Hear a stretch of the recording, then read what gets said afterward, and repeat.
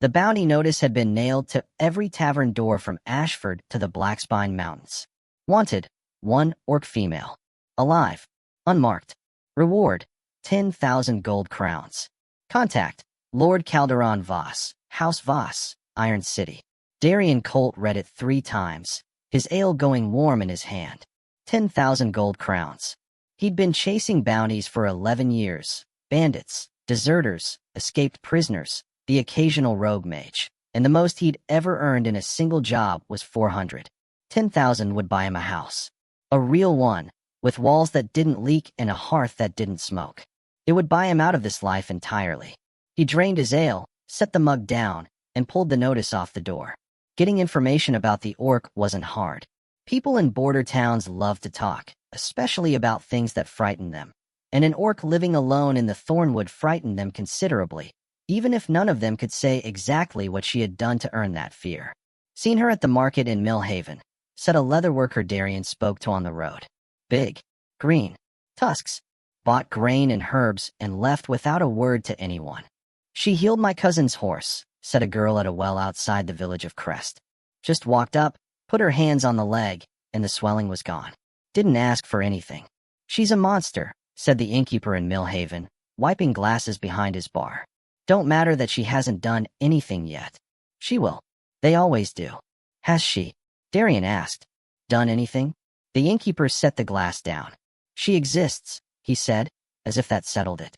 Darian paid for his room and went to sleep wondering why Lord Calderon Voss wanted an orc woman brought to him alive, unmarked, for 10,000 gold crowns. He had a feeling the answer wasn't going to make him feel good about himself. He found the Thornwood easily enough. It was the only forest in the region dark enough to see from 2 miles away, the canopy so thick it swallowed light like cloth swallows water. He hitched his horse at the tree line, checked his equipment, rope, suppression cuffs he'd borrowed from a mage hunter in Ashford, a short sword he hoped he wouldn't need, and walked in. He was ready for a monster. He was not ready for a library.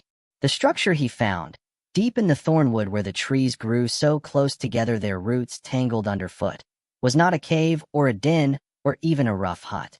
It was a building. Small, yes, and made from salvaged timber and river stone rather than cut lumber and mortar, but it had straight walls and a shingled roof and a proper door with iron hinges. And through the single window that faced west, he could see shelves. Shelves full of books. He stood there for a full minute, staring. Then the door opened, and she stepped out, and he understood why Lord Voss had been willing to pay 10,000 crowns. She was tall, nearly 7 feet, and powerfully built in the way that orc women often were, with broad shoulders and arms that said she had spent her life doing physical work. Her skin was a deep forest green, her hair black and braided back from her face in a thick rope that fell to the middle of her back. She had the tusks common to her kind, slightly curved, rising from her lower jaw, and her eyes were an amber so deep it was almost gold. She was also, unmistakably, beautiful, and she was looking at him with an expression that was not fear, not rage, not the blank animal wariness he'd been told to expect. She was looking at him with irritation. I wondered when one of you would show up, she said. Her voice was low and even, with a faint accent he couldn't place. She leaned against her doorframe with her arms crossed. You're the 4th this year. You're also the first who had the sense to leave his horse at the tree line, which suggests you're at least somewhat more intelligent than the others. Darian opened his mouth, closed it. The first 2 came in groups, she continued. 3 men each. They made a great deal of noise and tried to use nets, which I found insulting. The 3rd came alone but announced himself by throwing a smoke flask, which set fire to my woodpile, and which I have still not entirely forgiven. She tilted her head. You've just been standing there staring at my house. I'm not sure what to make of that. You have books, Darian said. It was not what he meant to say. She looked at him for a moment. Yes, she said. I have books. A lot of them. I am aware of the quantity of books I own. He realized he was still holding his hand near the short sword at his hip, not touching it, but near it, the posture of a man prepared to draw.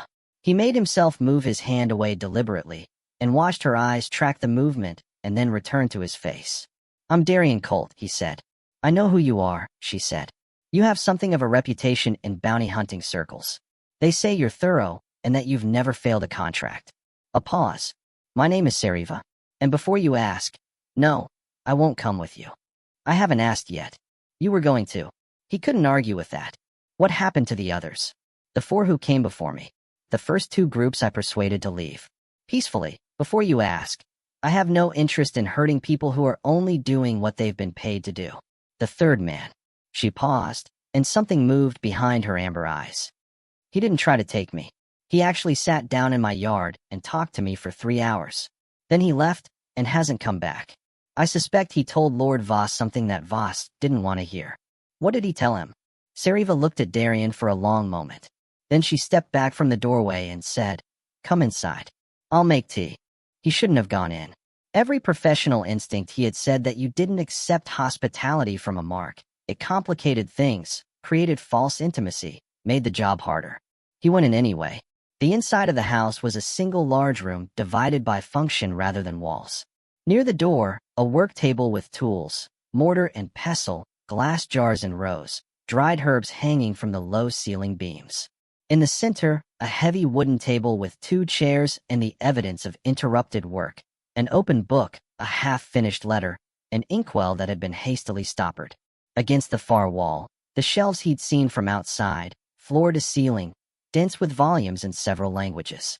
And in the corner near the hearth, a pallet covered with a worn blanket, a pair of boots underneath it, a candle burned down nearly to its base. It was a scholar's home. Darian had known scholars, had attended the University of Ashford for 1 difficult year before his money ran out. And this was what their spaces looked like. Layered and practical and slightly disordered and intensely personal. He sat in one of the chairs at the table while Seriva moved to the hearth and set a kettle over the fire with the ease of habit. He looked at the open book in front of him.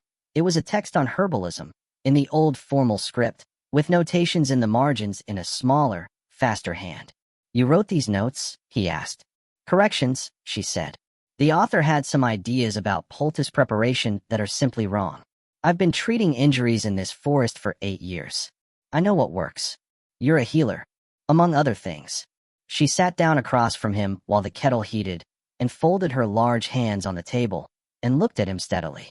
"What do you know about Lord Calderon Voss?" "He's wealthy. House Voss has controlled the iron trade in this region for 3 generations. He's known for being—" Darian searched for the diplomatic word. "Acquisitive. He collects things," Seriva said flatly. "Rare things. Expensive things. Things other people cannot have." She paused. 6 years ago, a human woman was brought to his estate to work as a tutor for his children. She was there for 2 years before she managed to leave. She came through this forest on her way north, and she stopped here because she was ill. A fever, nothing serious. And I treated her, and she stayed for 3 days while she recovered." Seriva's amber eyes were steady on his face. She told me what his estate was like, what his collection rooms were like. Darian felt something cold settle in his stomach. She described rooms that were. Seriva paused, choosing her words. Zoological in nature. Creatures. Some living, some preserved. Things that were rare. Things that were the only of their kind, or nearly so. She tilted her head. "Are you understanding me?" "He wants to collect you," Darian said. "I am," Seriva said. "The only orc in the Eastern Reach who lives alone, speaks fluent human tongue, holds correspondence with 3 universities, and has never killed anyone. I am, in his mind, a curiosity. Something to acquire. Something to display." Her voice was even throughout, but her hands on the table had tightened slightly. 10,000 crowns for something to put in a room. The kettle was boiling. She stood and filled 2 cups with a practiced motion, set one in front of him without asking if he wanted it. He wrapped his hands around it, partly for warmth, partly for something to do. "The 3rd bounty hunter," he said. "The one who sat and talked to you. What did he tell Voss?" "He told him, I believe, that I wasn't what he expected. That I spoke well and read widely, and had arranged my own life with considerable intelligence." A faint, dry expression crossed her face. Lord Voss's response was to double the bounty. "Being rare and being sophisticated apparently makes me significantly more desirable as a possession." Darian sat with that for a moment. He drank his tea. It was better than any tea he'd had in years, something with honey in it, and an herb he didn't recognize, and a warmth that seemed to settle in his chest rather than just his stomach. "How long have you been out here?" he asked. In this forest? 8 years. In this particular house. I built it myself, over the course of a summer, 6. She sat down again. Before that I lived in orc territory, in the far north. My mother was a scholar of the old ways. My father was a trader. I grew up between two worlds and never entirely fit into either. She said it without self-pity, simply as information. When I came south, I was looking for. I'm not entirely sure what I was looking for. A place that would let me simply exist as what I am, without needing to justify it constantly. Did you find it? She looked at him with those amber eyes. For 6 years I did, she said. The fire popped. Outside. The thornwood was quiet in the particular way that living forests are quiet, not silent, but layered with small sounds that weren't quite sound, the breathing of trees. What happened to you? Darian asked. The first time they came, the two groups with nets. You said you persuaded them to leave. How? I talked to them, she said. That's it. That. And I demonstrated that the 6 wards I've placed on this property are not decorative. She paused. I have been studying protection magic for 4 years. I'm not accomplished, but I am sufficient. You could have driven off all 4 groups the same way. I could have, yes. But you didn't. She looked at him steadily. The third man sat down in my yard, she said, because he chose to. Because something in him, maybe basic decency, maybe professional curiosity, made him stop and think rather than simply act. The wards had nothing to do with it. She tilted her head slightly. You're sitting here, in my house, drinking my tea. The wards have nothing to do with that either. He looked at his cup.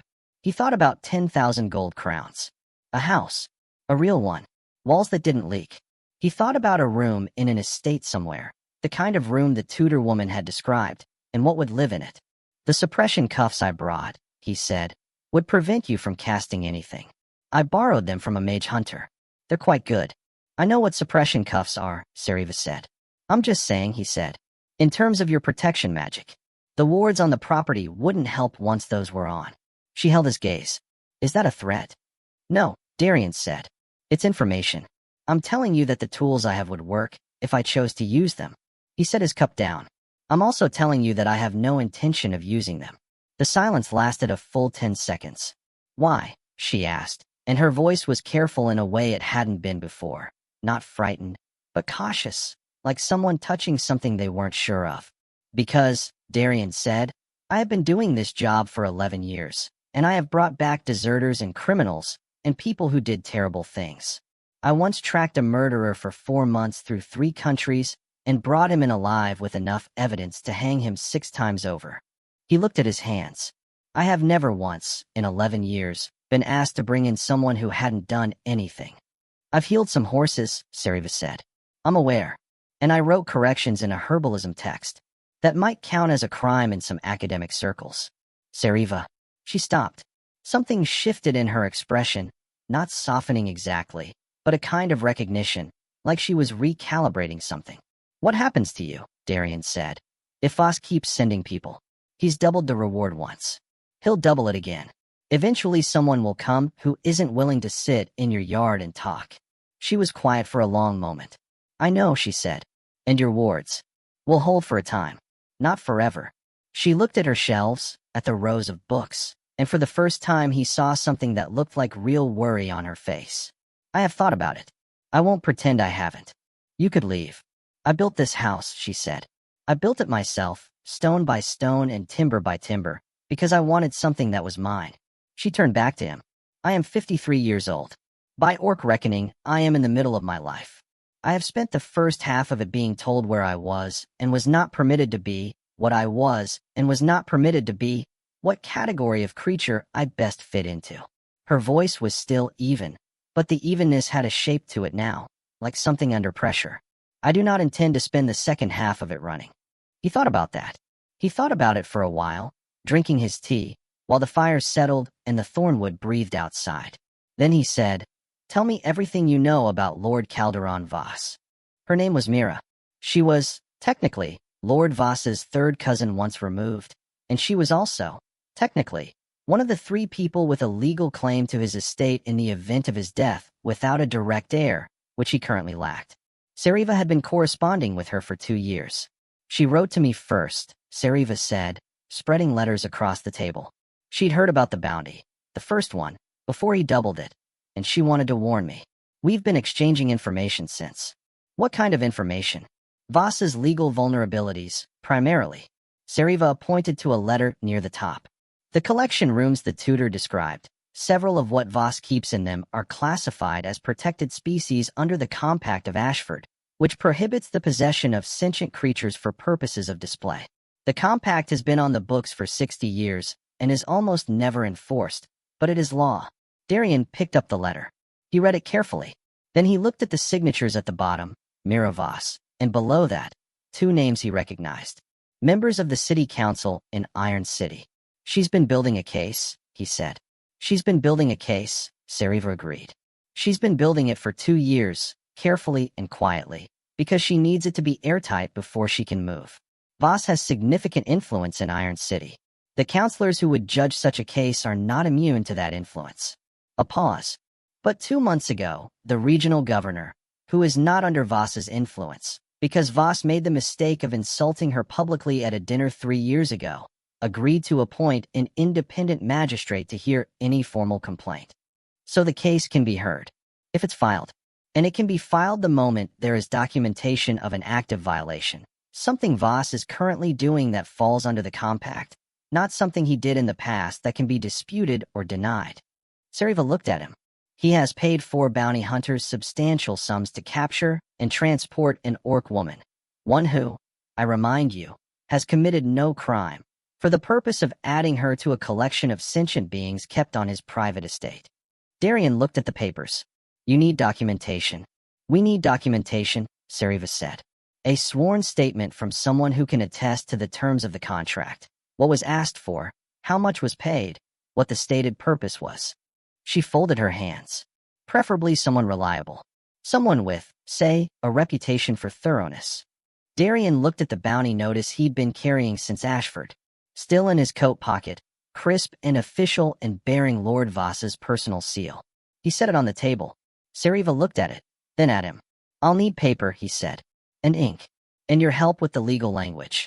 I know how to write a contract, but not a legal complaint. She was quiet for a moment that seemed to contain more things than a moment ought to contain. Then she stood and went to her desk and came back with paper and a pen and the inkwell she'd stoppered when he arrived. She opened the inkwell. They sat across from each other, and outside the Thornwood breathed its green breath, and Darian Colt began to write the most important document of his career. It took 3 weeks. Darian stayed in the Thornwood, in a bedroll by the fire, Seriva having offered and him having declined the pallet, both of them preserving some professional distance that they both also recognized as increasingly theoretical. And in those 3 weeks, several things happened. He helped her repair the eastern wall of the house, which had developed a lean after the previous winter. She corrected his understanding of 4 different medicinal plants that grew in the forest around them. He discovered that she played a stringed instrument she called a therev, which was orc in origin and sounded something like a cello that had been in a minor argument with a lute.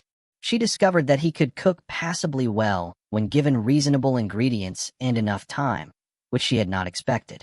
They argued, cordially, about the proper way to structure a legal complaint, about the relative merits of 2 different compact clauses, about whether the documentation of Voss's past actions was relevant or prejudicial, about the question of what constituted sufficient evidence of intent. They did not argue about whether this was the right thing to do, because they had both already settled that question individually and did not need to settle it together. Mira Voss came to the Thornwood on the 18th day, arriving with a hired escort and a satchel full of her own documentation, and the 3 of them spent 2 days at Seriva's table going through everything. Mira was a small, brisk woman of about 40 with ink stains on her fingers and the manner of someone who had spent years carefully managing a fury she had no immediate outlet for. He acquired a selkie 6 years ago, she told them, setting documents in front of Darian with efficient precision. A water spirit, bound in an amulet. Selkies are explicitly protected under the compact. He keeps it in a glass case in the East Collection Room and shows it to guests. She set another document down. There's also a sprite, also protected, also displayed, and 2 dryads who were brought in 3 years ago, though those are a harder case because there's disagreement about whether dryads fall under the sentient creature clause. Focus on the selkie, Seriva said. That's incontestable. Agreed. Mira looked at Darian. Your statement regarding the terms of your contract, the written bounty notice, the verbal terms offered, the stated purpose, combined with Seriva's signed testimony regarding the 3 previous bounty hunters, gives us an active, ongoing violation. Voss is currently seeking to add a protected person to his collection. That's the present tense crime the magistrate requires. Will it hold? Darian asked. With the governor's magistrate? Yes. Myra's expression was tight with something that was almost satisfaction. With any other? I wouldn't risk it. But the governor chose this magistrate specifically because he wanted someone Voss couldn't touch. On the 20th day, Mira left with the completed complaint and a satchel full of signed, sealed documents. She would be in Iron City within a week. The complaint would be filed within a week after that. The hearing would take some months to arrange. In the meantime, Darian had a letter to write. He drafted it 6 times before he got it right. Seriva read each draft and offered comments, and he revised, and eventually what they produced together was a document of considerable clarity and directness.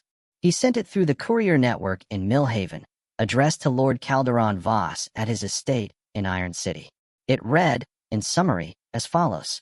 Lord Voss, I have located the subject of your contract. I will not be delivering her to you. My reasons are professional. She has committed no crime, and my work does not extend to capturing innocent persons regardless of the fee offered. My reasons are also practical. A complaint has been filed with the regional governor's office regarding violations of the Compact of Ashford, citing your active efforts to acquire a protected individual, and you will want to speak with your legal advisors before you make any further moves in this matter. I am enclosing the bounty notice you issued, marked as void, as it has been submitted as evidence. The 400 I received as an advance is forfeit, as I will not be returning it. Darian Colt, Bounty Hunter, Eastern Reach. Below his signature, in a smaller hand that wasn't his, a single line had been added. Your collection is incomplete. It will remain so. S. Voss's response came 6 weeks later, not to Darian, but through the legal mechanisms now churning in Iron City. He contested the complaint, paid his lawyers an impressive sum, leveraged his counsel connections, and made the process difficult. He succeeded in delaying the hearing by several months. He did not win the hearing. The Selkie went first, transferred to the custody of the city's mage council, who returned it to the sea. The Sprite followed. The Dryads, after the legal dispute about their status was resolved in their favor, were released into the old-growth forest east of Iron City, where they remained. Voss's collection rooms were inspected and catalogued, and stripped of anything that fell under the compact. Mira Voss filed for administration of her cousin's estate on the grounds of criminal misconduct under the regional charter. That case was still ongoing, and would remain ongoing for some time, because Voss was wealthy and determined and had not yet run out of lawyers. But the bounty on Seriva was withdrawn. Quietly, without announcement, the notices disappeared from tavern doors. There was no official statement, no formal admission of wrongdoing, just absence, which was what mattered. Darian heard about it through the courier network, a short note from Mira. The notices are down. He won't risk more attention on this. She should be clear. He was in a town called Brecon, 2 days' ride south of the Thornwood, working a legitimate contract, a missing merchant's son, who turned out to have simply run away to apprentice with a glassblower in the next county and was embarrassed to be found. Simple work. The kind that didn't complicate him. He looked at Myra's note for a long time. Then he packed up his room, paid his bill, and rode north. She knew he was coming before he arrived. One of the wards, she explained, when she met him at the tree line. Not because she'd set them to watch for him specifically, she added, but because they watched for anyone, and she'd learned to distinguish the kind of presence they reported. He tied his horse and walked in. The eastern wall he'd helped repair was holding well. A new garden bed had been added along the south side of the house, marked with small stakes he didn't recognize. Medicinal, he asked. Experimental, she said. Some ideas I've been testing. If they work, I'll write about them. If they don't, I'll write about that too. Negative results are undervalued. She tilted her head. You've heard, I assume. Mira wrote to me. The notices are down. Yes. Something in her settled, slightly, like a tree in wind finding its stillness again. Yes, they are. He stood there for a moment, with the thornwood breathing around them, not quite knowing what to say.